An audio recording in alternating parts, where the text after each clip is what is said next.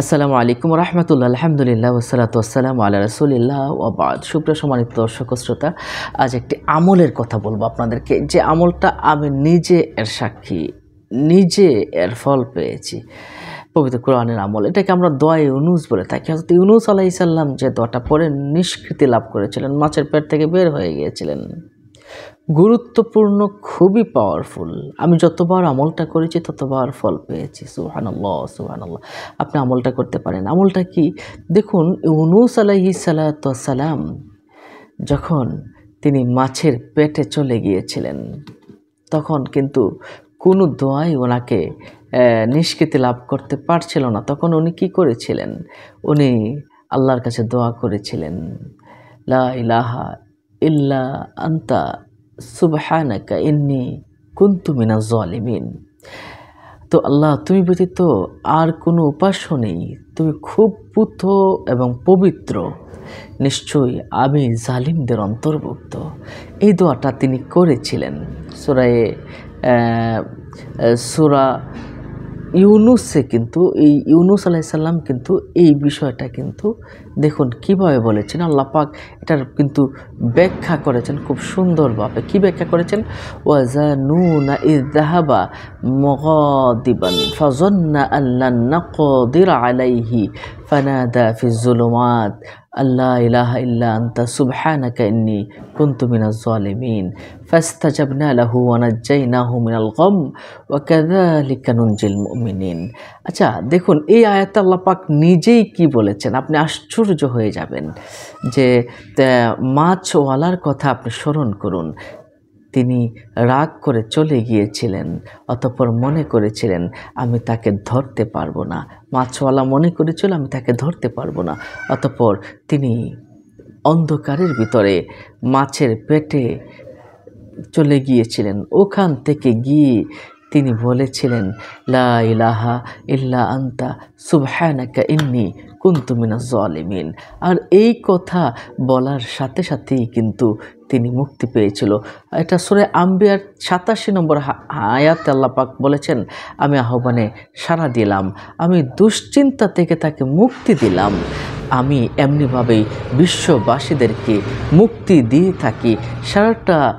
সারাটা কিয়ামত পর্যন্ত, একদম কিয়ামতের আগ পর্যন্ত মানুষদেরকে কিন্তু আমি মুক্তি দিয়ে থাকব। এই তাফসিরে তাবারিতে এসেছে যে রাসূল সাল্লাল্লাহু আলাইহি সাল্লাম তিনিও বলেছেন, যে ব্যক্তি কোনো বিপদে পড়ে যাবে, যে কোনো ধরনের বিপদে পড়ে গেল, যে কোনো ধরনের বিপদে পড়ে গেল, মুসিবতে পড়ে গেল, যে কোনো ধরনের মুসিবতে পড়ে গেল, সে যদি একবার শুধু মন থেকে কয়েকবার যদি মন থেকে পড়ে, লা ইলাহা ইল্লা আনতা সুবহানাকা ইন্নী কুনতু মিনাজ জালিমিন, আল্লাহ পাক নিষ্কৃতি দান করবেন, বিপদ থেকে উদ্ধার করবেন। আপনি যে বিপদে পড়ুন না কেন, আপনি পড়ুন না 3 বার, দেখুন আপনি কিভাবে যে আপনি বিপদ থেকে উদ্ধার পেয়ে যাবেন, আপনি কল্পনাও করতে পারবেন না। সুবহানাল্লাহ, সুবহানাল্লাহ। কারণ আল্লাহ পাক নিজেই তো বলে দিয়েছেন, ফাস্তাজাবনা লাহু ওয়া নাজ্জায়নাহু মিনাল গাম্মি ওয়া কাযালিকা নুনজিল মুমিনিন ওয়া কাযালিকা নুনজি মিনাল মুমিনিন ওয়া কাযালিকা নুনজিল মুমিনিন। আল্লাহ পাক রব্বুল আলামিন এভাবেই মুমিনদেরকে এভাবেই মুক্তি দিয়ে থাকেন এই দোয়া পাঠের মাধ্যমে। সুবহানাল্লাহ, সুবহানাল্লাহ। কি পাওয়ার, কি শক্তি এই দোয়ার ভিতরে, আপনি আমল করে দেখুন। হযরত সাদ ইবনে আবি ওয়াক্কাস রাদিয়াল্লাহু তাআলা আনহু তিনি বর্ণনা করেছেন, রাসূলুল্লাহ সাল্লাল্লাহু আলাইহি সাল্লাম বলেছেন, মাছওয়ালা যখন মাছের পেটে দোয়া করেছিলেন, তখন আল্লাহ পাক রব্বুল আলামিন তার দোয়াটা কবুল করেছিলেন। আর এমনিভাবে আল্লাহ পাক প্রত্যেকের দোয়া কবুল করে যদি এই দোয়াটা পাঠ করে, লা ইলাহা ইল্লা আনতা সুবহানাকা ইন্নী কুনতু মিনাজ জালিমিন। তিরমিজি শরীফের হাদিস শরীফে রয়েছে, মেশকাত শরীফের হাদিস শরীফে রয়েছে, এটা সহিহ হাদিস, কোনো ভেজাল নেই এই হাদিসের ভিতরে। সম্মানিত দর্শক ও শ্রোতা, এইটা কিন্তু পড়ার চেষ্টা করবেন।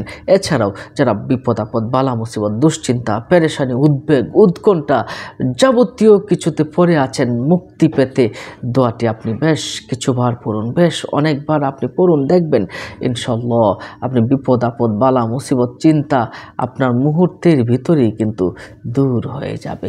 এছাড়া আপনি আর কি করতে পারেন? এছাড়া এই দোয়াটা যদি আপনি খতম পড়তে চান, খতমে ইউনুস যেটাকে বলি, খতমে ইউনুসও পড়তে পারেন 1,24,000 বার বা 1,25,000 বার।